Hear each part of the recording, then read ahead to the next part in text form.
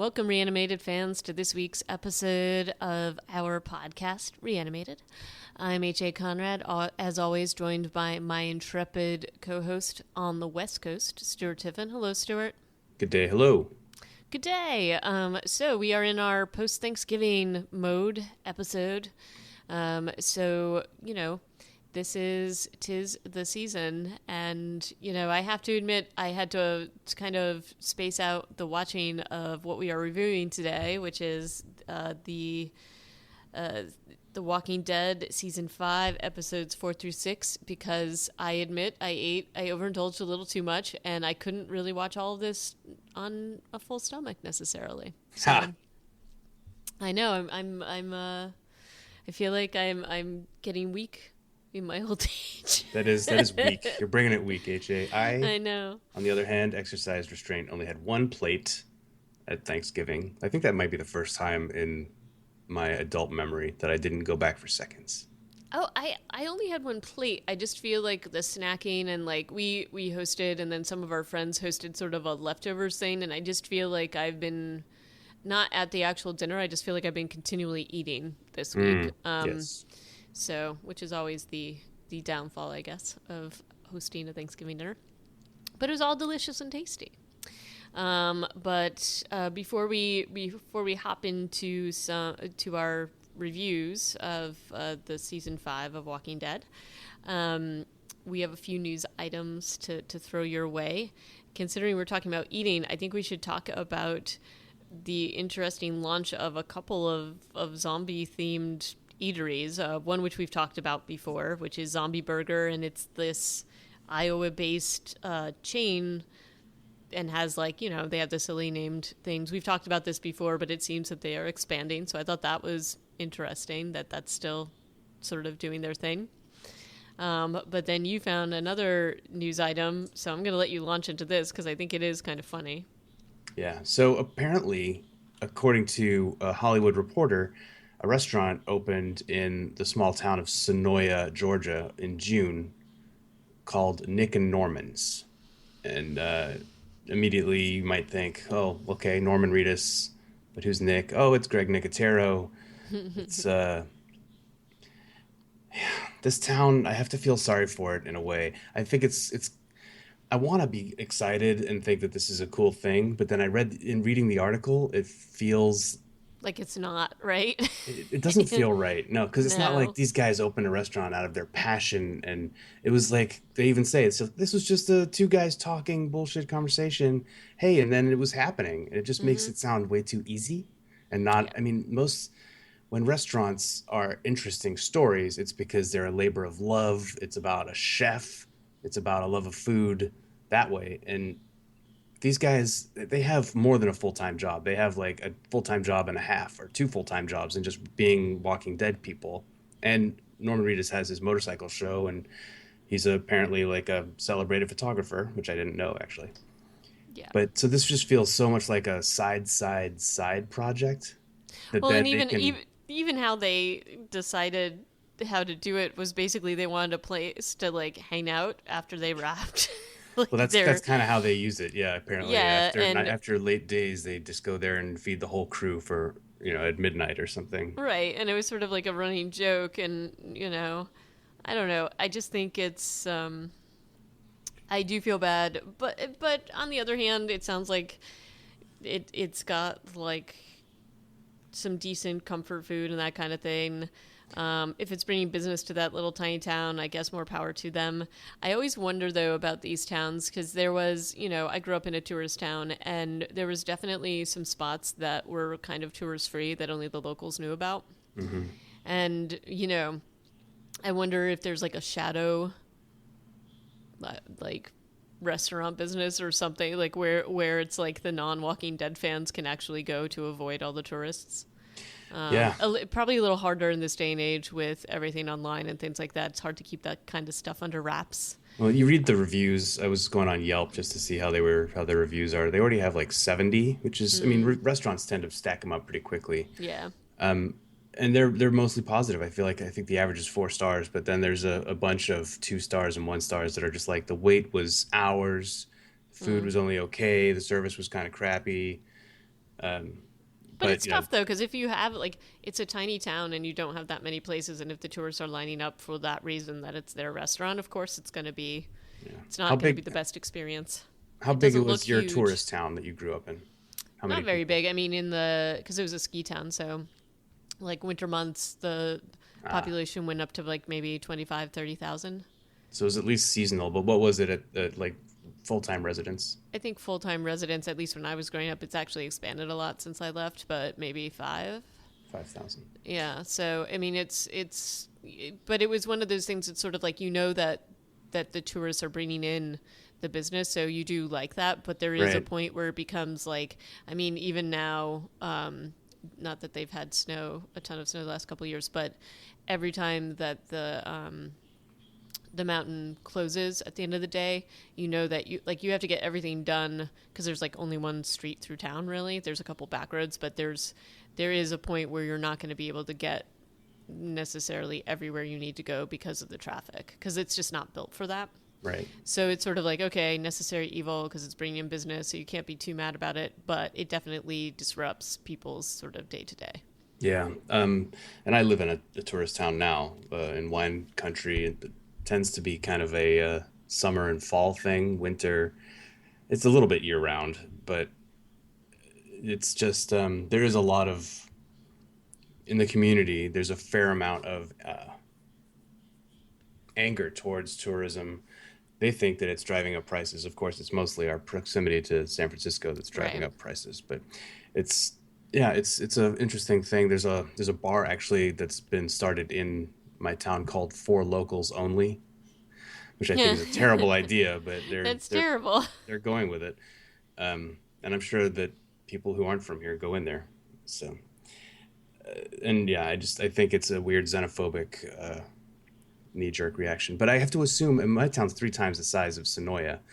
I have to assume that it's way worse there. Right. And that's why I was thinking, in terms of disruption and having the lines of people there and things like that. And, you know, at least with like a ski town, it's not like, let's look, fans of The Walking Dead and the fans that are going to make the journey to go to this town and to hang out are probably pretty fanatical. So it's sort of like it's not just like people are out pursuing skiing or a sport or whatever. The people in this town probably have to talk about this stuff or hear about this ad nauseum. So it's probably a tough hang. Yeah. So yeah, and we also what also discovered is that Robert Kirkman also opened a The Walking Dead cafe in Sonoya. So Yeah, so they've the got it coming and going, and that I think is more of a blatant appeal to the tourists yeah, who are clearly. coming there to see the sets. Yeah. Probably just selling paraphernalia. Whereas Nick and Norman's actually, I don't think there's anything zombie related. Like No, all it's just like the art is all photography yeah. by Nicotero and Regis, Yep. and there's nothing. I looked at the menu and the It's all prices actually comfort aren't too food. bad, except that there's no burger for less than $10, which I Yeah. think is a bit That's steep. kind of crazy for Georgia. Yeah, But yeah, but I wish them luck, and maybe it is providing something there that wasn't there before. So, hey. Um, so into gaming news, you spotted a couple of things, or sorry, one thing specifically that I thought was interesting, um, which was a basically a zombie themed board game. So we talk a lot about, um, you know, first person shooters and all the different like video games that come out. But there's been a couple of that have been created, but this one actually looks probably more interesting than your normal board game that's yeah. zombie themed. There's some pretty cool elements to this. And Ars Technica did a longer write up on it. If people want to check it out, that link will be in the show notes. But it's what's interesting about this is that it's kind of got some meta elements to it, as Yeah. in the game is designed from a design standpoint to be a repurposed older game. Right. So Like it's like it looks like somebody had to create this with what's left over during the right. apocalypse, which I thought was a very clever thing. Yes. So there's like Sharpie marks on the box, and some of the tokens look like bottle caps. So there's an effort going to making it feel like a scavenged parts game that a kid might play while they're just Right. on the road in the Zombocalypse, which I think Yeah. right there, that's kind of sold it to me. Yeah, no, it's very clever and it's a very I don't know. I thought that that idea was fantastic. Yeah. So, Whether or not they execute the actual gameplay is, yeah. but design wise, I think that that's a real strong start. So Right. I would leave it at that and say, check out the review on Ars Technica, and the game's called Hit Z Road. Mm. Um And before we get into our review, there's been a couple of more recent related items related to the new season of The Walking Dead. And I did spot this and I thought it was interesting. I'm a little bit surprised, but basically the viewership for Walking Dead after the really strong season opener, I guess there's always like a drop off at some point in the season. Hmm. But I was a little bit surprised at how much the drop off was. Did you feel like those numbers were um, drastically different than in past years? So actually, season 6 had really, for this show, had fairly low numbers too. Yeah. And what are they? Sorry, what's the Entertainment Weekly saying? Or no, it's Hollywood Reporter. Too many links, too many open tabs. Yeah. What So what are they saying? basically, episode 5. This is sort of what they're basing their whole article on. Is that the premiere had about 17 million viewers, and that was the all-time high for the show. But it's been dropping every week since then, and so this past Sunday's the episode 5. It was the worst viewership since the season 3. So episode 5, like so it went 11 from million. yeah. And honest, yeah, I mean, I But think as I it said, just, like I feel like this is sort of normal. But mhm. I think you could see that people might be. I do think that people are unhappy that Glenn died, despite the teasing of it. I guess I just spoiled that. Oops.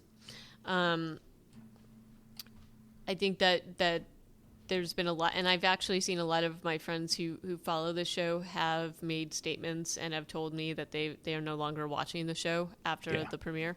My So Walking Dead watching group, which was like 6 people 3 years ago, is now just me. So, yeah, so except for no, there's one other guy who still comes over to watch it. But I think that they've lost a chunk of the demographic that they had right, early on. People who were just like, no, this is objectively a bad television show now. But for season 6, it never got below 12 million. So right. So just like in this season 6, I felt like was a shit season. Season 7, I think, is actually pretty strong. Well, that's what was surprising me a little bit, Yeah. especially after we had been talking last week about it. So, I don't know. It's interesting to see what may happen, and this may just be an aberration. They're basing this on like what happened during 1 week, and yeah, it's been a downward trend. But I wonder what will happen if we see it tick upward again as they hit the mid season hiatus. Um, so I guess we'll just pay attention to that and see what happens. Yeah. But And clearly, the article also goes on to say that they still have this adult demo rating of 5.1, which is bigger right, than any other show on cable. I don't right. really know how those numbers work, 5.1, but it's still like the biggest show out there. Right. So we'll just sort of follow that and see what happens. It'll be interesting to see. But I agree with you. I think that this has been stronger, and so it sort of surprised me a little bit, those numbers. But time will tell, I guess. Hmm.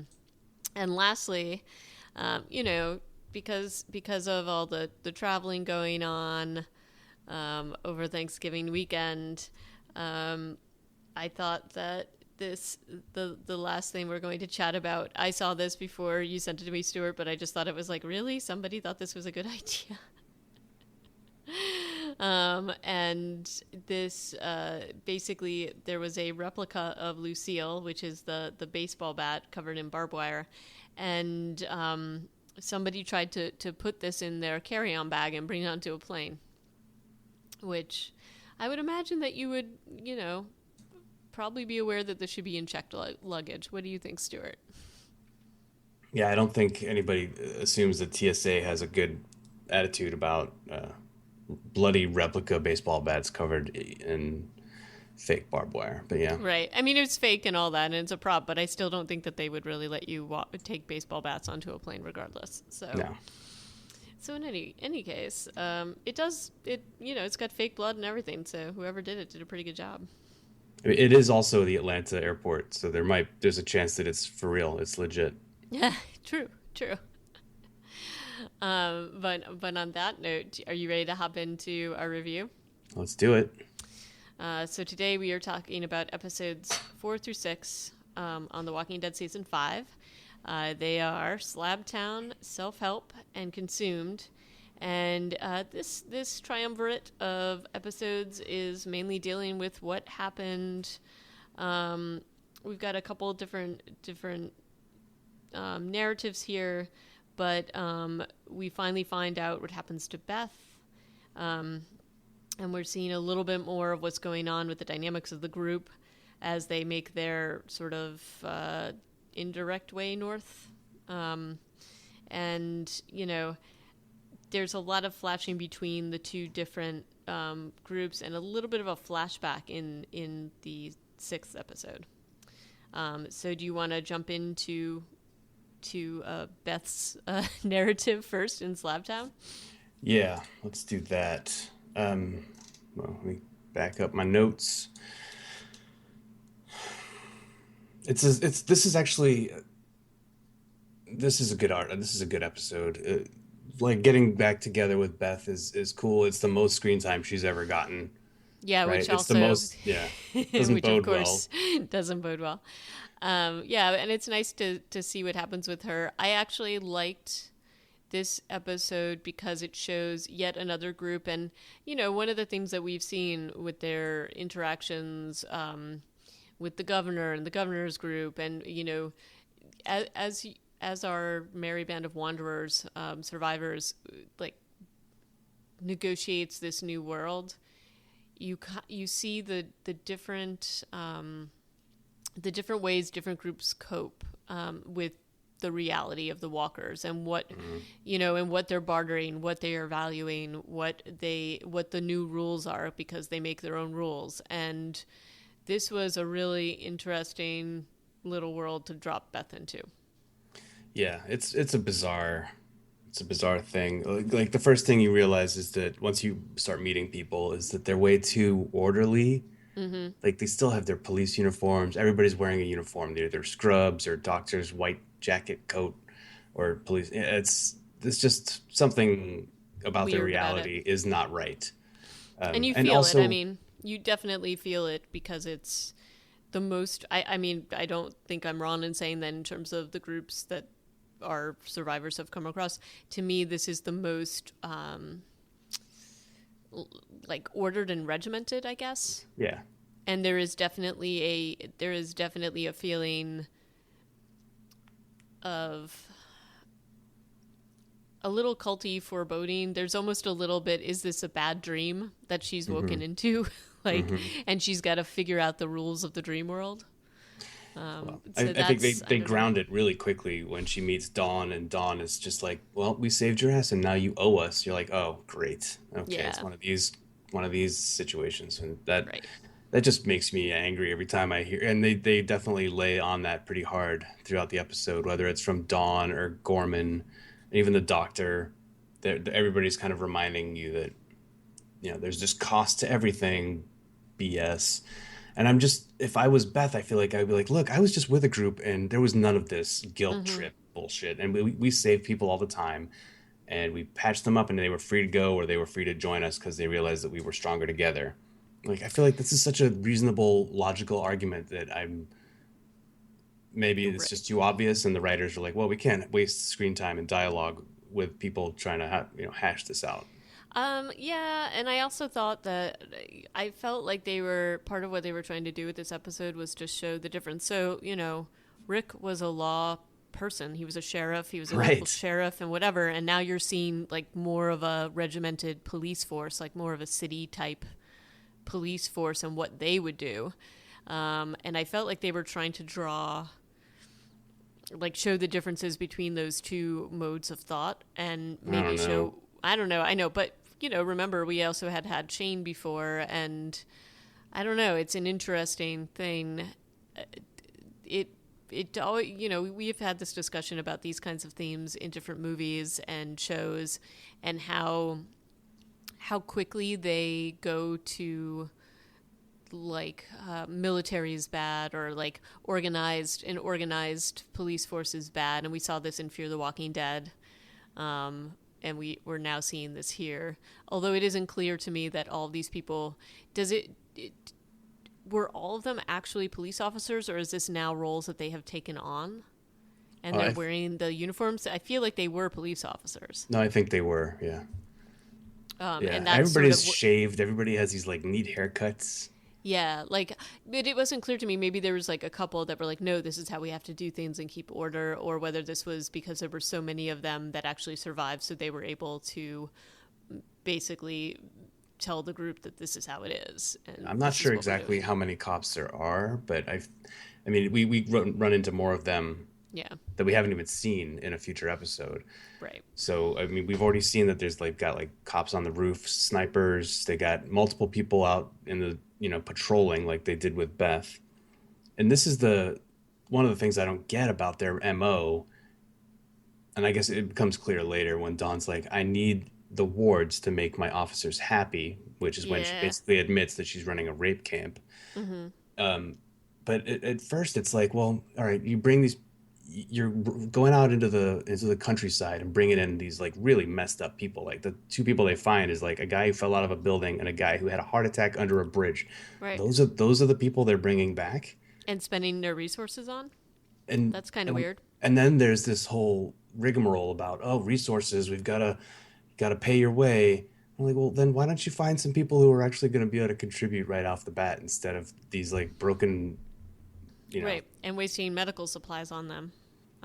their power is just car batteries. Like they don't have a great situation other than that they've got drugs and an actual surgeon or an actual doctor. Well, right. And then again, you know, you and I have talked about this before, and sort of the reasonableness of what you are going to be doing and what energy you're going to be expending in this new world. And to me, it seems as if the amount of energy they spend enforcing just in the bit that we're seeing in this episode, like, that's not really sustainable, right? So you're going to spend all this time keeping the officers happy, but people still have to go out and scavenge and do things, and you know, you don't really, I don't, it just felt like there's a lot of energy spent in keeping this regimented these rules in place, and keeping all the people in place, because clearly the wards of this hospital are not happy to be there. No, there's no way out for them, and yeah, and Noah says, like probably a third of the way into the episode, he's like, I've been here a year, I've never seen anybody graduate or get out of here. Nobody's ever gone free. Nobody's ever Right. paid off their debt. And that's nuts. I'm surprised Well, that he still has as much spirit as he does after a year there. But then I guess he's not getting raped. well, right, but like, and why would you stay, or why wouldn't you find some other way out, even Well, if it's, when we do see somebody do that because they just can't deal with it anymore, it just feels like there would probably be a lot more of that going on. Um, well, so it, Joan obviously manages to get out somehow, right, not successfully, right. and Beth and Noah's way is not great either. No, There's no easy way, no good way out. there's no good way out, but I'm just saying, like, it just seems like a lot of energy spent keeping everybody in. Yeah. Even if there's no great way out, people would get desperate enough, I think, to try to escape, and they do try to escape. So it's just, to me, it just doesn't seem like Beth would be the first one, you know? It, So, it also just seems to be a bit of a logical leap that these people who are shaved and nice haircuts and nice uniforms and everything's clean and neat are also running a rape camp.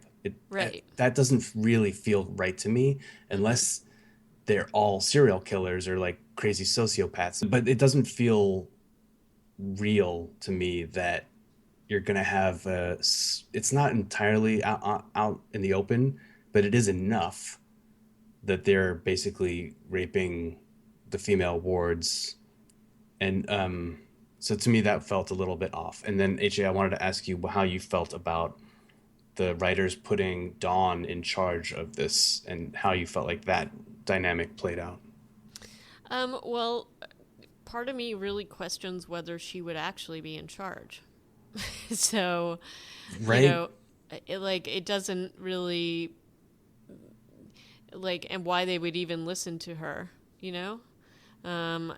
She's a woman. She's condoning this stuff. She implies like she's got to do what she's got to do, and she makes a lot of implications in that little like conversation she has with Beth, and like about keeping people happy. And again, it just feels like the level of sinister in this episode is so over the top to me. Like, and I think you're right. Yeah, I think that's maybe you're gonna have some people that might be doing this, but I just feel like your focus is going to be like, yes, you have this hospital, you have some resources, you have medication here. Supposedly you've been able to kind of batten down the hatches so you still have some of those resources. But your thoughts are going to turn to just general survival and getting food and all of this stuff. I don't know that the energy that would have to be spent in maintaining a rape camp makes sense here to me, and certainly not under like there's this weird interaction where one of the officers, like, because he's kind of harassing Beth, says, oh, maybe one day she won't be in charge anymore. So what power exactly is He she says holding that here? to her. Like, Yeah, like she's right there. So yeah. it's sort of like, well, what exactly does What's she stopping have on him? them that's Yeah. keeping them in check? Because I don't know that we really see it. Well, yeah, I guess it's supposed to be politics that maybe she has other loyal Maybe. officers, and maybe that becomes clearer in the next episode, or the next episode that features them. I think there's only two or three total that feature the this group. And by the way, the dick cop who keeps creeping on Beth, of course, his name is Gorman. I I know. hope that that's a shout out to Aliens. It felt like 'Cause it was. I thought it was. yeah, and well, that was I was like, yeah, I immediately don't like you because you said your name. I know. It was like instantaneous, right? Yeah, And I pretty good. mean, and it's kind of, this is the thing though. So we find out what the secret is, but compared to cannibalism, Yes, that was this one of the doesn't. things I've seen in reviews. The AV Club apparently was like, yeah, this doesn't really feel that bad, but honestly, it's really bad. No, it's super bad. I'm not saying it isn't, but I'm like, okay, like, I, I just it was this feeling like, okay, so basically almost every group that they come across is doing something sinister.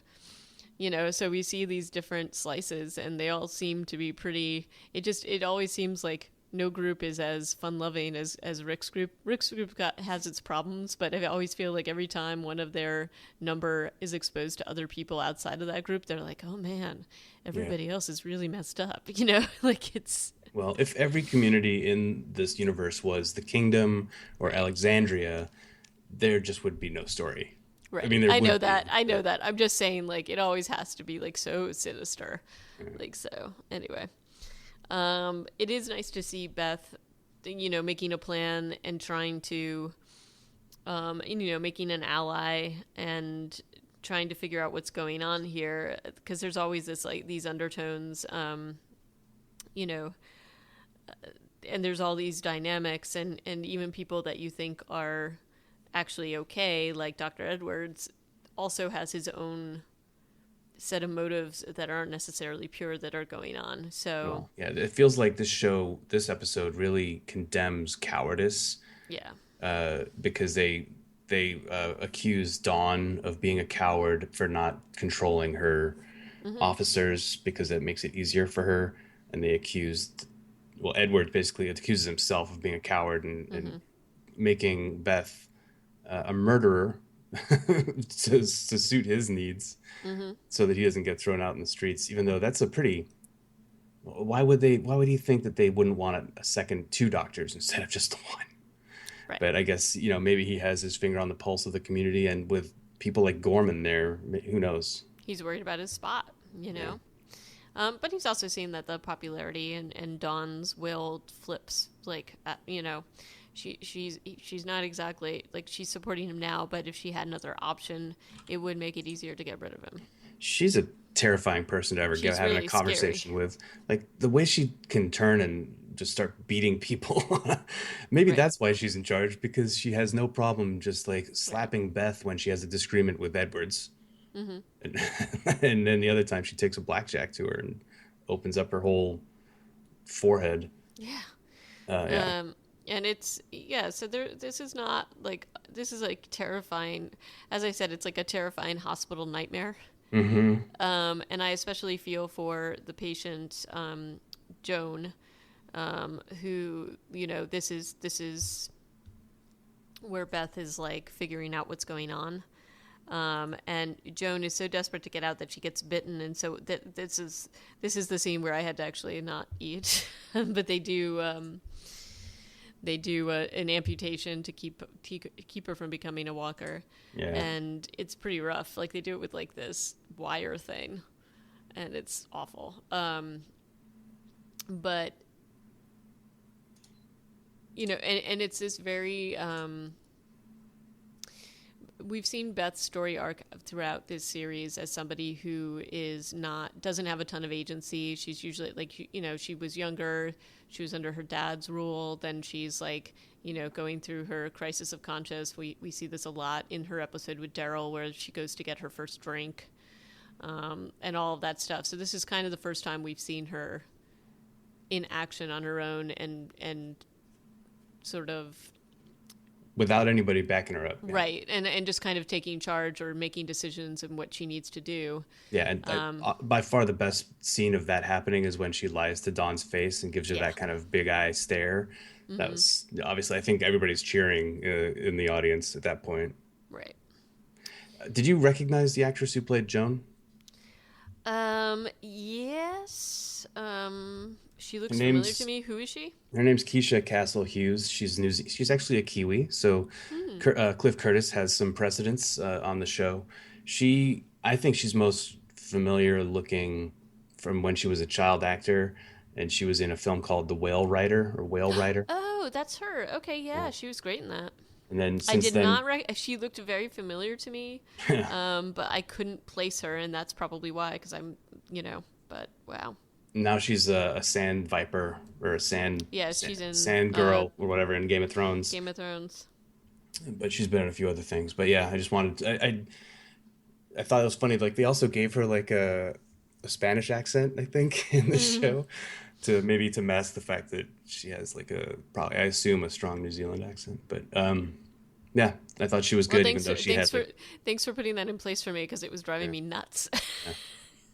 Well, when you see like Whale Rider came out, I don't know even when, a long time ago, and That was like 2001, 2002, something like yeah, that. Well, a she long was time like ago. 10. She was like Yeah, 10 or she's a 11 years old. baby. Yeah. Um, but yeah, I did know that she was in. I guess I like to me she looked so different in this, maybe because they have her all Well, like one armed. in one armed and in distress, and Yeah. so But she looks a mite better as a sand viper, as a viper. So she goes out in a great way. I kind of love the way that Joan does her thing yeah, in this episode, it's pretty and of badass. course Beth's handling of it is Mm, another like everybody put their hand up in the air kind of scene for Beth. mm-hmm. So this episode does a good job of making you, if you thought that Beth was just like a useless morale booster person who would sing every so often and make everybody feel Sing good. sing the Tom Waits song. Yeah. Keeping that music alive. Um, this episode actually does a lot to make you rethink that, especially Mm-hmm. by the end, even though things don't go her way, there's another just amazing shot of her smiling at Smiling. Noah, Mm-hmm. and you're like, oh yeah, wow, you're a great person, Beth. I hope you Right. last forever on this TV show. Right. But even when she's kind of like in the second creepy interaction with Gorman, um, because he like kind of comes across the whole the body, Joan's body, and like she's getting the key from Dawn's from Dawn's office. office. And so Gorman's like, oh, well, I'm going to, like, if you want to keep me quiet, you're going to have sex with me. And it's like, there is a moment where I'm like, oh, God, don't do it. You know what I mean? And she's Mm-hmm. like totally badass in that scene. Mm-hmm. And the way she plays that whole thing is amazing. Of course, the timing on Joan's turning is extremely convenient. Convenient, yeah, definitely. But, there was definitely a moment of pause before it went into that whole sequence where I'm like, oh God, this is going to be rough, And so I'm glad that that's what happened. But her subversiveness here is really interesting, especially because all during the episode, Dawn has been telling her how useless she is. And it's kind of what people have been saying about Beth during the entire series, like the character, like the fans. So I feel like Dawn is that voice throughout this episode, and Beth totally proves that wrong. When Dawn's like telling her how weak she is and how she shouldn't be a burden on the strong, I'm like, only we can say that about Beth. You shut up, Dawn. You can't say those mean things about her. So it was... It's nice, though, that even though she doesn't escape and Dawn still beats the crap out of her, she's clearly still 100% badass, even at the end of the episode. She's, like, about to just go on a murder spree, it looks like, when the episode comes to an end. And the arrival of Carol on a gurney is what, like, seems to save Dr. Edward's life. I mean, she was about to stab him, I think, right? Yeah, I think so, too. Yeah. Yep. So... it's a pretty cool episode, honestly, even though it is a little quiet, a little slow. There's a fair amount of dialogue, but because it's immersing you in this new world, this new survivor community, I feel like really interesting. It's really interesting, and it's engaging television. And I think that it worked for me that way. I don't really agree with the arguments that, it's no cannibalism, but whatever, Oh, I think it's still horrific. It's just a different brand of horror. No, yeah. And you also have to remember that that cannibalism, all of that happened out of basically basically a rape camp situation. Right, that too. So it's almost like maybe you're seeing that first step here, and maybe they get. Who knows if they'll get there? But it happened before, so and it was nice to see, sort of them loop, like bring Carol in. So we have Carol and Beth, and that whole decision that Beth makes because she wants Carol to be saved. So she has to bide her time. That was like I thought that was an interesting little decision. So, should we go on to self-help? I think we should. And real quickly, where was it? Slabtown was directed by Michael Satrazemis and written by Matthew Negrete and Channing Powell, and it had 14.5 million viewers. Self-Help is directed by Ernest Dickerson, written by Heather Belson and Seth Hoffman, and had 13.5 million viewers. And this is the short bus episode. Yeah. I think I'm still holding on to some of my dislike of splitting up the group again. Yeah, me too. Even though they try to I think it helps with the Abraham relationship, because I'm not sure that all of these interactions would have gone the same way if Rick had been there. True. I think that's part of what they're. Yeah. I think that's what they're trying to build here is what Abraham's doing to get you, so the character and what makes him tick or see the decisions that he's making. Yeah. Without the conflict of Rick there.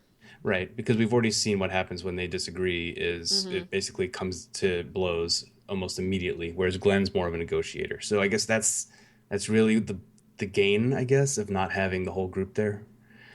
So, sure, I guess if you feel like that's necessary. I was just, like I said last time, I'm just tired of them having to split it up and find each other. I feel like that's getting a little old. It's getting a little old, and it's also in this one, it's just sort of like, I don't know. I found this particular episode to be trying with all of the things that they're trying to overcome, and it just kept feeling like they're just trying to throw different obstacles to be like, okay, now this is how the group without Rick is going to handle this and that, and I don't know, it just felt very contrived to me. I don't know. This episode also has a lot of flashbacks of Abraham's origin story, which it's not super clear what he was before the apocalypse, because it doesn't actually show us. It just shows us him surviving in a grocery store with his family. But we don't get that whole picture until several flashbacks in. These are really short flashbacks. Yeah, they're super short. And they're a little bit confusing. This episode, apparently, according to a tweet by Michael Cudlitz, when it aired, almost got cut by the censors. And I'm not sure why. It may have had to do with beating someone to death with a can of peas. I'm not Yeah. sure. Not 100%. But so we get that's one scene. He apparently kills four guys in that grocery store with a Yeah. can with a With the peas. can of vegetables. Um, Mm.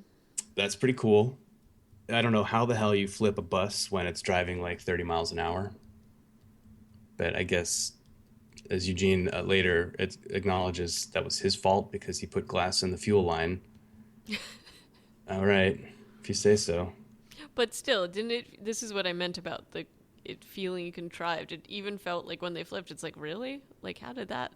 No, because we have this scene right before it of driving past a small horde of zombies. Hmm. It just doesn't look like it looks like they're going about 25, 30. Yeah, like it seems just so slow. Mm. So even when they flip, I'm like, oh, really? Okay, Okay. All right. all good.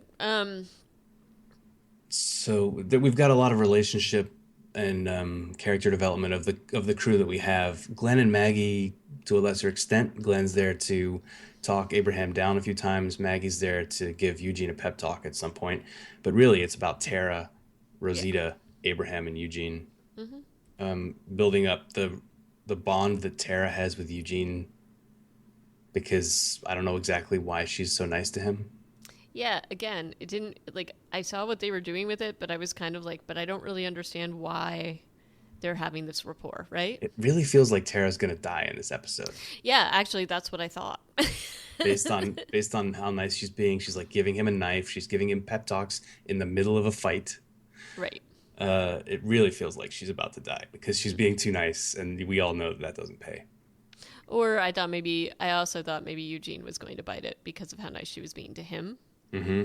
I thought it might go that way, but it didn't. Yeah, Eugene is a challenging character for this show because he's this like unrepentant coward. Yeah. Like I feel like even to this day in the show, he does not deal with violence well. Even like Father Gabriel today in the show has gotten past his stuff. You know, Mm. he's kind of like a warrior priest now. To I go a little spoilery into the into the current season, Hmm. but Eugene, because there's even some lines like, but going back to the hospital, it's like there's the strong and there are the people who have to depend on the strong. But Abraham says in this episode, everybody is strong now Hmm. because you have to fight or die. Right. But then Eugene seems to be this exception to the rule, and he's an exception to the rule for the entire show, like for the Yeah, he entire always has universe. been. It's a little strange, but I guess it also just provides us with he's like a Judith, you know, like he can't survive without Right. 24-hour care. I do like some of the at least like within this episode, there were definitely some like funny moments, and they deal with that part of Eugene's character in a funny way, like the whole the mullet thing. Yeah. That exchange was kind of funny.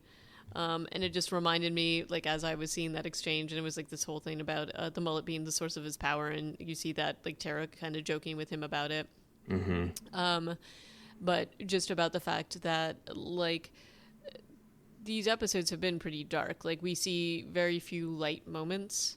And so it's real when they do throw them in there, you're like, oh, okay. Like sometimes people can still be funny and have a sense of humor and interact with each other in this way. So I liked that they did that with this episode, but it did Abraham, feel Eugene are always good for one-liners like that. they are. But it did feel like they were trying a little too hard, even with that rapport. As I said before, it wasn't clear Mm-hmm. to me why they were like. I didn't understand why she was focused so much on him, other than maybe she wanted somebody to take care of. I don't know. But let's see. The scene in the library is pretty cool. Like just it's a montage essentially of them like setting up camp for the night. Yeah, that And was kind of cool. we get to see this again with in the next episode when Carol's off by herself in Hmm. a flashback. But just the way that they're very businesslike. They start a fire, they get the water, they boil the water, they have coat hangers, they have watches. It's nice to see them operating this way, well honed, an oiled machine. Well, yeah, and I mean, I think that's always a thing. So, in contrast, you see what the hospital world is like but this is how this group acts, and this is what they need to do, and these are the sort of behind the scene things that we don't always get to see on camera. You just kind of assume that they're setting up camp. So I thought that that was kind of nice that we get to see the rules of their group here, Yeah. like, and who does what, and that everybody has a part in keeping them alive, and this is what it is, you know, like, okay, like, this is how we're going to do it. So that was working together as a team, and doing it in a way that there wasn't a ton of conflict about it. It's just an agreed upon thing that they're doing. Yeah. So It's good. It makes it seem like they've been traveling together forever, but honestly, a lot of these people just met each other a few days ago. right. But they're just, it's just nice. We have some more flashbacks, a bunch of talking, Abraham's whole speech about how the strong survive. There's a weird sex scene. And then Eugene Super also, weird sex scene. yeah, Eugene acknowledges that he has sabotaged the truck, and Tara's his confidant for that. But he's he doesn't make his big reveal until closer to the end of the episode. The fire engine scene is really good. So it's a little strange, but it's a pretty good scene. It's a little bit predictable. Like, they pull the fire truck forward, the door opens, and there's a big fight, and Eugene saves the day with the hose. Do you feel like zombies would come apart from a fire hose? I think it depends on how long they've been decomping. So it's probably been a year plus. I mean, there's Maybe. no way. Actually, this is a stupid question because we don't even understand why The they're timing. not skeletons. And Yeah. yeah, Again, I mean, I feel like they kind of utilize, like, well, we thought this would be a cool scene to, like, show the fire hose taking them apart. yeah, and show Eugene's usefulness. Right. Yeah, So we're gonna do this, like, I don't know that they're necessarily actually following rules that they're setting up. They were just like, this would be a totally cool idea. You can hear it being pitched. So, So the fire truck is broken. I mean, after another flashback where we find his family has run off without him, the fire truck's broken down on the road. There's a bad smell. They find out what the source is, and it's just like this area of farms that has been completely overrun. All There are wonders. probably more zombies on screen, CGI zombies, than we've ever seen in the show. Yep. And it's a ridiculous scenario where Abraham thinks they should go through it because he's like kind of insane. Some of the other things he said in the show are already insane. When the bus crashes and he starts yelling at people, like, every direction is a question. And I'm like, what? I mean, even Glenn, at that point, at least the writers had Glenn go up to him and be like, are you okay? Yeah, he says, like, just doing a wellness check here. But yeah, everybody says, no, we're not going to go straight through. And then it starts to escalate with Abraham probably going to take Eugene through anyway when the big reveal happens, which is Eugene admitting that he doesn't know anything. He's not a scientist. And Right, then, and that just that he's basically set this all up because yeah, I think he knows that he's not the best survivor, and so he told the lie so that he did want to get to Washington. He just felt like that lie would get him there, and have people, have his back. So it sucks because it's also taking their hope away. Like, they've been pinning their hopes on this idea that Eugene has this knowledge that's going to help not just save them, but save the world. And that's why they've been making sacrifices and making decisions around getting him through. And it's pretty devastating. it's a long list of names that he has to rattle off. Right. It's like pretty devastating you see the effect immediately when that hope is taken away. So it's, I liked this episode in that it gives you a better sense of these characters, and especially, Abraham's always good and Rosita, but to see the dynamics here, I liked this. But I have the same issue with the fact I like the splitting up the group and having to they've done this so many times that it is a little tired at this point. Yeah. Yeah. So. It kind of looks like he might have killed Abraham. Punches him 3 times. The 3rd time his head bounces off the fire truck and then he just falls flat on his face. Yep. And the final flashback shows Abraham. He's found his family who've been eaten up, and Eugene finds him. He saves his life, and then it looks like Abraham's going to go right back to killing himself Yeah. when Eugene gives him a purpose for living. So Right. honestly, the show is telling us, yeah, Eugene saved his life. Which is why he's so dedicated. Yeah, So but those two are going to have a lot to work out going forward. they're gonna have Assuming, some things to work out in their relationship. True. yeah. Let's do. So yeah, that episode I feel like doesn't. It's not really that fulfilling, but fine. It's over. Consumed. Seth Mann directed. Matthew Negrete and Corey Reed wrote it. 14 million viewers. Now this is a Yep. cool one. We go. Yeah, these three are like all different groups, but none of them are Rick. It's kind of interesting. This one is Carol. It's kind of a A Carol. lot of Carol. It's a mostly Carol story because she has all the flashbacks. Oh, and again, like when they started doing this, I'm like, oh man, like every time they start focusing on a character in this way, Mm. it gives, it makes you a little bit nervous. So I was actually pretty worried when they started doing the flashbacks with Carol, Yeah. because of how they're portraying her and like showing sort of her journey. And you look, we've seen Carol from the beginning, and we talked about a little bit about this with the season premiere and how badass she became. And I feel like this was kind of nice because it gave you context for the badassery, but it just worries me when they go a little too much into detail. So I'll admit, when I first watched this episode, I was like a little like, oh, are we going to see an end of Carol either in this episode or the next one? Because it kind Yeah. of felt like that's where we were trending with this, Maybe. especially with um, kind of the weird conversation between her and Daryl. I don't know. Like anytime you have a character sort of explaining where they are in the world or what their thoughts are, usually that ends with them being sort of written out of the show. So, Okay. I don't feel like I got that vibe. I don't know. I just don't. But two very popular characters on the show this episode, and we know that Daryl is still alive because he comes back to the church. We don't know where Carol is.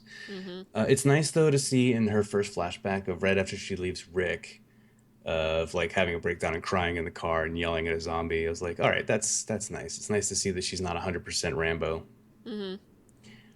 I wondered as I watched this because they have a lot of flashbacks from a lot of different locations. I'm wondering if any of this was shot originally that they just didn't use, or if they had to recreate some of these sets. oh, Because I wonder. she goes back to the prison. They don't show much, but they show the guard Enough of tower it. on Yep, fire. that's true. They show her burning bodies in the yard at the prison.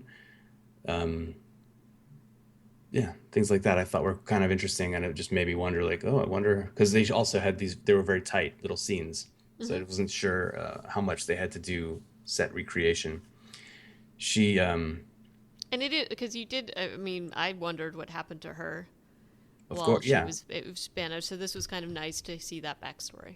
and I don't remember the chronology of when Rick dropped her off and went back, and how long it was between him getting back to the prison and the governor and his army arriving, but I think it was pretty quick. It was very fast. It So, happens pretty quick in her flashback too. She has, however, set up shop in this law firm nearby, and again, they've got a nice scene of someone preparing a site to live in the zombie apocalypse with her water supply, and she's hanging some sort of like water collector out the window when she sees the smoke. And I thought it was like a nice dialogueless scene, but it also shows how she can't sleep, right. which I imagine is a big problem. Yeah. Because when you're on your own, that's a tough thing, right? Yeah. What do you think of their job tailing the Grady Memorial people back to Atlanta? I just feel like they would have been noticed pretty quickly. I mean, I know that I don't know. It just felt, I don't know. Like they're kind of doing the Daryl tracking thing in a car, but it just, I don't know. I felt like there's all sorts of issues with how they're doing this, and they do they do draw attention to this, and there's some, like, they don't have a ton of gas in the car, so that's part of it, and there's like, I don't know. They're only like 100 meters behind this Right, like I cop feel like car. they would have been noticed no matter what was going on, because you're going to notice motion like that, right? You'd I don't think. know. I mean, they're probably going to get skylined at some point against the horizon, if nothing else. It was just, even though It felt a little like it felt a little silly, at least for me. they And I did mean, make an effort. maybe those crosses just blocked out their back window. I don't know. Maybe it's true. It's just an interesting setup though for the episode where they've like followed this guy back to Atlanta, but then they lose them, and then we kind of just progress into a whole lot of Daryl and Carol Hmm. traveling together through an urban environment, which there's some differences to this. It's obviously much more dangerous, or it Right. seems much more dangerous than their usual existence in the woods because of acoustics. There's just more zombies, and there's Right. like what that one scene when they're trying to break into that building, and you just hear all the Hmm. moans coming, and I thought that was actually really impactful. Yeah, and the fact that they're just kind of on their own and they don't have a ton of. I mean, they have like their weapons, but they don't. It's not. It's just the two of them. Yeah, they got their So basic they don't have stuff. a group. They don't have a group that can help them. You know, um, scout or whatever. It's just them. So that was, I kind of liked that, and that the stakes were so high. Yeah. Plus, they still don't know. I mean, they're tracking these people. They have no idea who they are. They just know that they've kidnapped Beth. They don't really know what they're about.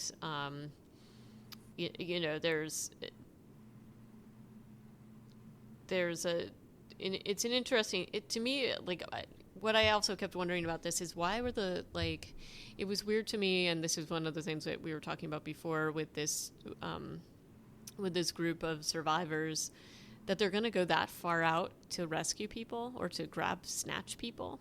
Yeah. How Again, would they it's even know that they were there? I don't know. It just felt very, um, like, to me, that's just totally unbelievable. But yeah. Well, remember that whole morgue house with all the supplies that it had? yeah, Nothing felt right about that. And I feel like this was a weird hiccup in the writing where they set up this house to seem like it was a trap, right. where Beth and Daryl were having their Pepsi and pig's feet or whatever. Yep. And then it was a trap, but it wasn't that trap. It was a different trap. So I don't Right. know. It was kind of It an odd just, thing. it was odd. So, Yeah. But so they in this story though they go to Carol's temporary housing for abused families that she never followed through with. hmm. They definitely plug a lot of they put a lot of work into her story arc and how much she has changed as a character, and I feel like it's about time that they address that more. Yeah. Certainly after the season premiere. Yep. So it's kind of it's good that they tread this ground and that she and Daryl have talk about her life and they come back to this topic a couple of times. Well, and it's interesting that they have her talking with Daryl about this because, if you remember from the first season, the interactions with Daryl gets like really, like, he and Carol become close, but he gets upset with her about some things, and I mean, he's got his own abuse in the past, which is part of why I feel like they had an affinity for each other in the first place. That and Um, yeah, he was doing the most to go look for Sophia in season 2. right. And you felt like there was motivation for that, so this makes sense to me that they're the characters having this conversation, and I kind of like that. Hmm. Um, Daryl, they find like a woman and a baby or a child zombie, and Daryl takes care of them overnight. And like this is a scene that really underlines his respect for her, and she mhm. seems to really appreciate this gesture. There's a lot of references and scenes of smoke rising up into the sky in this episode, Yeah. and the episode's called Consumed, and there's a whole dialogue between her and Daryl at one point where she's like, I was this person, then it got burned away, then I was this other person, it got burned away, everything gets burned away. And he has to say, we're not ashes. I don't think anybody actually talks this way, but okay, sure. It's nice. It's flowery, poetic dialogue in the zombie apocalypse. Sure, we'll take it. Yeah. There's also scenes of like napalmed Atlanta streets going on. So there's a lot of fire and burning imagery going on in this episode. Yeah. Um, if it hadn't already been burned down before, right? It's interesting to have them in an urban area as opposed to out in the middle of Georgia, which I kind of enjoyed. So I mean, I liked the idea that there's this, as they're tracking down the Grady Memorial Hospital people, and that it brings them back into Atlanta. I do like that idea. Like, even in the last episode, we were kind of seeing how Abraham and the group was dealing with the different things they were dealing with, but to bring them back into the urban area and to see how it had fallen or is still burning or whatever since the last time we saw them here, I liked how we were seeing the sort of progression of like how the city has sort of been composting since that time, I guess. Yeah, very cool scenes of an imagery of that, even in the first on the slab Yeah, episode. like so And they it's go up to kind the of roof. Yeah, it's kind of interesting to come back to this because this is where it all began, or yeah, at least when Rick like takes the horse into Atlanta. So I liked how they're showing you that, because right now you're just kind of before that you were just kind of imagining it. But more so, I feel like, I mean, yes, we see a little bit of that with what Beth's seeing out the window, but more so with Daryl and Carol. yeah. Because they're Um, actually going into these yeah. buildings, and they come across that one camp that's on like the sky bridge, Mm-hmm. showing that people had been trying to survive. After everything went to hell, people were like setting up a camp in between these two buildings. Really not clear exactly how they all died, but they all died in their sleeping bags or in Yep. their tents. And it looked like there were some bullet holes, maybe, or bullet wounds. It wasn't clear, but at least they're trying to show that, yeah, it wasn't just napalm and then the city was empty, except for that Right. one gang of dudes at the old folks' home who might Mm-hmm. still be there for all we Who know. knows? Who knows? Uh, yeah, it's kind of it's a very. I was glad we went back to Atlanta too. I was like, okay, yeah, what does a big city look like? And I'm sure it was expensive to do all the imagery for it, the CGI and filming in a city. But yeah, it's cool, and it's cool to watch Daryl and Carol navigating all these different office buildings and the bridge and the van scene. Although the van scene, come on. There's some problems with it. All right, well, I talk about the van scene now. Well, I think we should first say that they get Jacked by Noah. totally jacked by Noah. And I guess I never really, and I still don't really understand, like, he's trying to survive. And, I don't blame him for doing what he's doing because he's, like, definitely in survival mode after escaping from the hospital. But and he's not happy about what he does, but he's just basically like, okay, guys, I just have to do this, and like takes their weapons. And but Carol's gonna like try to take him out. Like, I still don't. Did Daryl stop her? Why? Yeah, I don't know. Just because the guy yeah. said sorry? I don't know. It just seemed a little weird. But but this particular scene with them, because they're escaping walkers, and of course the only way that they can escape them is to like hide in the van that's kind of stuck on the bridge. How did they not see the giant crowd of walkers? They're on a bridge. That's what I'm bothered by. I'm like, come on, guys, you're Daryl and Carol. This doesn't make any sense whatsoever. So that's the first thing that I'm just like, this is just so, again, contrived and bothers me. Yeah. But then this next part bothers me so much more. How did the van land on its wheels? Right. Yeah, So because to it's escape the clearly it's walkers, clearly tipping forward like it's gonna flip over. If right, best case scenario, it lands on the roof. right, Worst case scenario, it lands right on its nose because that's where all their weight is. right. There's just no way that this would happen. So what happens is they hide in the van, and they're like pushing their way to escape the walkers, but they wear seatbelts and have airbags, and they survive because the van lands like in the way it needs to. It's just no way that it would do this. So that was just, it was so ridiculous that even while it was happening, I was like, oh, come on. Yeah, that's dumb. I Yeah, think, it's dumb. again, this, much like the fire hose, this was something that someone was like, we got to do this scene. But This would then, be at what great. point did somebody step in and be like, "Well, nope, it has to land on its wheels. We can't have a. There's no way they could walk away from it any other way." I'm like, Right, "Well, right, then right. I set don't it up know. in a way that doesn't make it look ridiculous." Yeah, exactly. Because it totally, I mean, even while you were watching it sort of like hanging over there, it was, It would have had to do a complete 360 somersault Right. for it to land the way it did. But yeah, and I don't. Yeah, whatever. Okay. So But in they this, survive with minor well, contusions. Carol's got like probably a dislocated Yeah. shoulder, maybe broken rib. Daryl's completely fine. Right.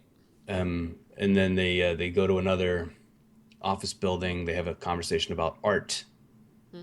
Actually, I think that was before, but Yeah. it was kind of funny exchange. They find the hospital. They know that they're going after these guys, and then they run back into Noah because what are the odds? Well, because you just have to, and they track him because there's like a crossbow bolt in some walker, and like I don't know, and they get their weapons back, and then this part of the episode where there's basically like Daryl's trying to like. Is he testing her humanity or is he trying to make her see that she still has humanity? I don't know. Yeah, it didn't make sense to me either because it's unlike Daryl to be this way. No. So basically, he tricks Carol because he basically pretends to like he traps Noah. He pretends to like have like that the walker's going to like eat him, and so Carol ultimately, he wants Carol to make a decision. Oh, I'm going to save him, and and their reward for this is that they then hear about Beth because Yeah. Noah tells him, "Well, guys, I'm sorry I took your weapons, but the whole reason is because I have this great, I have to go back and do this thing, and it happens that I'm going to rescue your friend." And that felt just a little too neat and tidy to me, and I don't know. It was a very roundabout way to get to where they got with this. Why would Noah, who doesn't seem like a dumb guy, think he had any chance of going back to the hospital?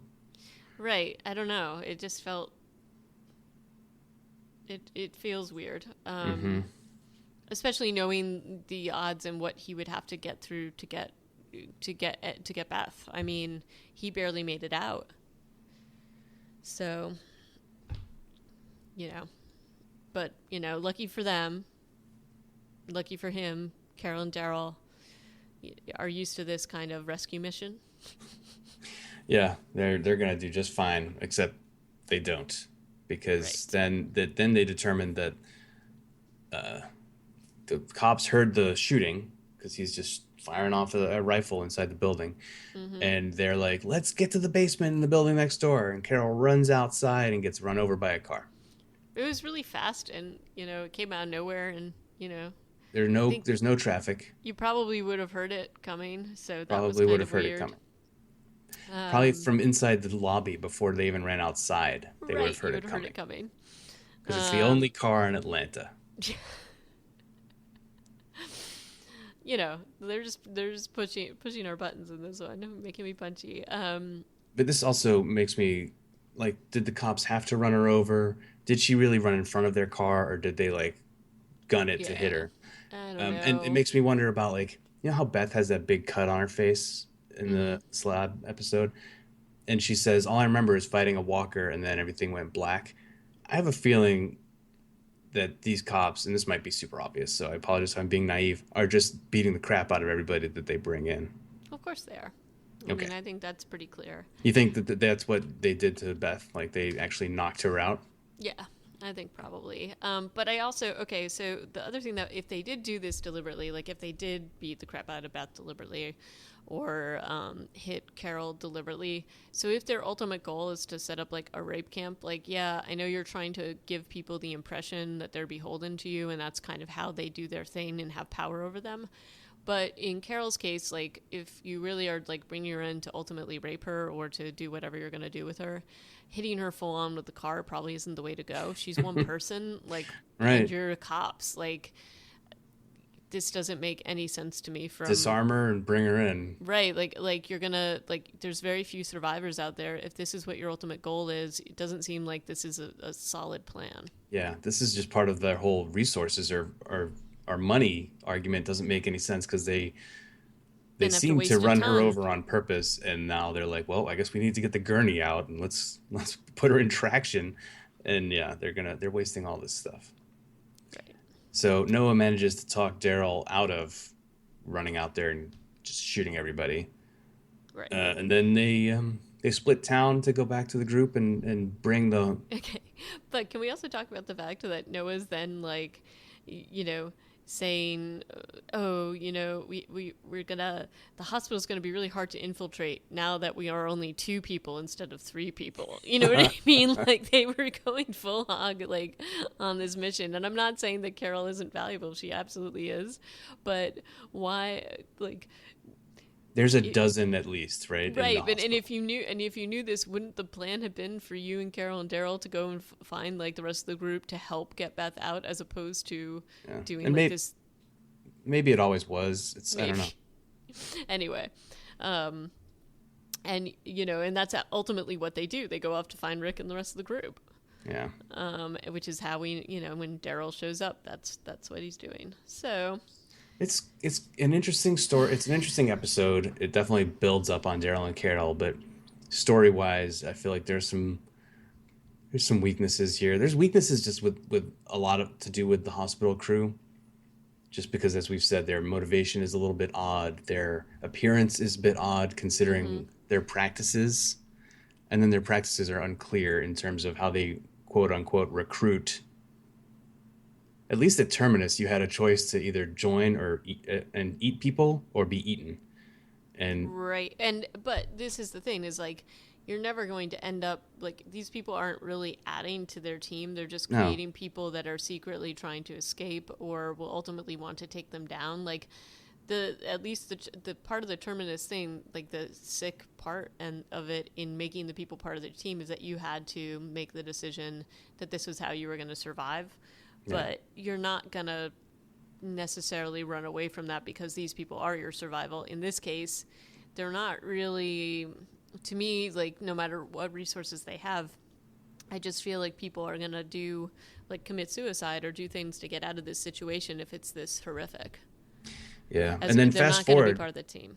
fast So, forward to season 7 and the Saviors, and we've got almost a I, more multi-pronged approach right. to this same issue where Negan is recruiting people to pay off with points, which is exactly what the hospital seems to be doing, Yep. and to join his giant army of douchebags. Yeah. So, like, I feel like this is this is a one-minded approach that they seem to be Mm-hmm. taking at Grady. But because they're keeping this aesthetic of we are clean, straight up and down police officers, at least on the outside, even though they're terrible people, I feel like Right. there's no chance that they could ever recruit because if they did, they'd have to lose some of that uniformity, right? Right. I don't know. So there's some issues with these guys as a group.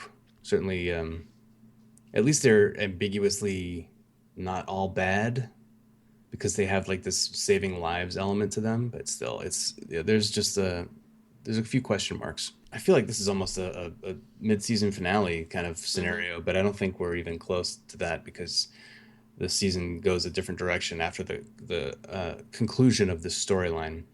We will get to see where this goes starting again next time on Reanimated. Yeah.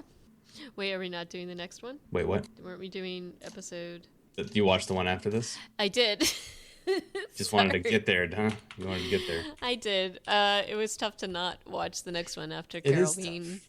Yeah. like that. You kind of want to see what happens next. So yes, I did delve into the next one. So sorry about that. I got Well, carried away. that's what's interesting about this trio is you have Beth and then the short bus crew and then Carol and Daryl. It's like like for all my bitching about splitting up the group, this is three interesting stories about people who are off kind of by themselves. Yeah, no, they were, and I mean, um, and they all provided a lot of new information. And I think out of these three episodes, Self Help was probably my least favorite, even though I did like seeing how those relationships happened. I don't know. Like, I do feel like each of these episodes was interesting in its own right and interesting to see, like, the different things that they presented. And it makes sense to me to have these three together. Absolutely. Sadly, the most interesting thing about Self Help was the flashbacks with Abraham and the Abraham and Eugene relationships starter story. Other than that, it was, yeah, not awesome. To me, that was the best part. Yeah, no, agreed. But yeah, so I guess we'll talk about the next three. And Yes. sorry, I didn't. I totally, honestly was like, oh, we have to talk about the next one. So, 7, 8, and 9 will yep, be the next. And Itchy will have to rewatch 7 because she's jumped ahead I and knows know, what I know. happens. Rewatch and rewatch, but yeah. Yeah. So I'll do that. But if you have any comments on this trio of episodes, feel free to send us an email at reanimated@gmail.com, or you can tweet at us. Reanimated PCast is the tweet handle, and you could also leave a comment. Reanimatedpodcast.com. But I was actually like pretty. These were pretty solid. Other than even self help's my issues with it. I did like where we ended up ultimately. So, so until next time, ciao. Yeah. Thanks for listening and see ya.